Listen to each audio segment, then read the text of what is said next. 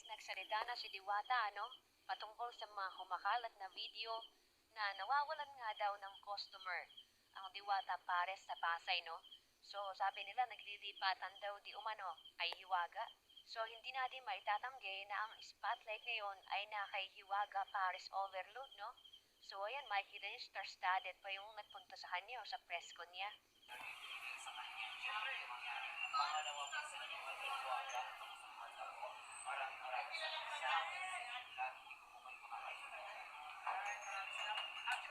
So, ang tinuturong dahilan ng mga dating taga-suporta ni Diwata ay ang kanyang pagsusungit sa mga nagpapapicture sa kanya, sa mga pumupunta at dumadayo kay Diwata Pares Overload sa Pasay, Ay kuya, may na muna mga video, tapos pupost nyo, sabi niya masama naman ang ugali ko.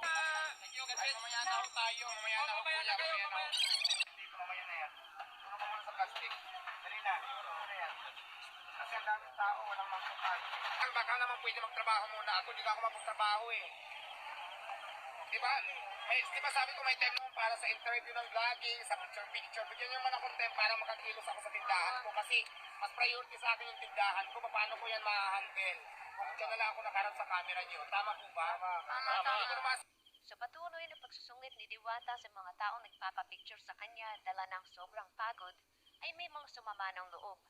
Isa sa mga nag-viral na video nito lang ang isang lalaki na nagpapabati dahil birthday niya.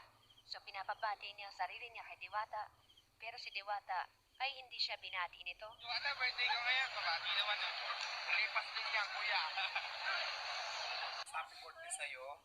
Mabuhay ka hanggat gusto mo. Mabuhay ka 500 years. Ingat and God bless. Ako naman yan. Ano ba yan?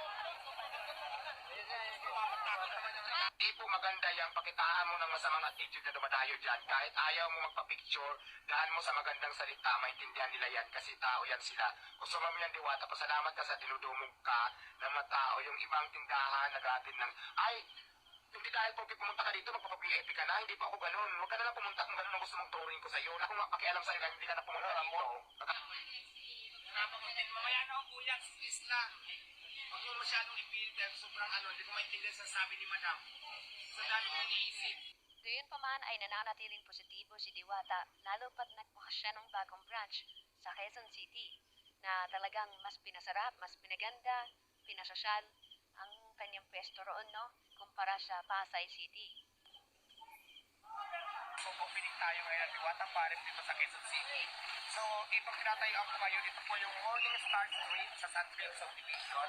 So, at hindi lang tayo Pares Overload. Kapagkita ko rin sa inyo na meron tayong mga booth na ganito. So, dito sa video ay proud na ibinendera ni Diwata, yung bagong bukas niyang paresan na matatagpuan sa Quezon City. Ito ay maraming pagpipilian, May chicken joy, may chocolate, meron din itong mga ice cream, So talagang buhay na buhay ang negosyo rito. Diwata, birthday ko ngayon. Kabati naman yun. Lipas din yan, kuya. So, restricted area of limit tayo sa kitchen po. Lahat ng vlogger. Huwag kayong magagalit kapag hindi ko kayo pinapasok at sa karapatan ko yan. Privacy. Maraming araw na ilang buwan na puro na sa kalsada, nakikita nyo lahat kung paano namin. Kaya ngayon naman, tinatago ko naman na. So, privacy ko na yun. Nitong nagdaang linggo nga ay soft opening ng Diwata Pares Overload na matatagpuan sa Quezon City, Talagang tinao siya at binamyan yung mga vlogger na handang i-post ang kanyang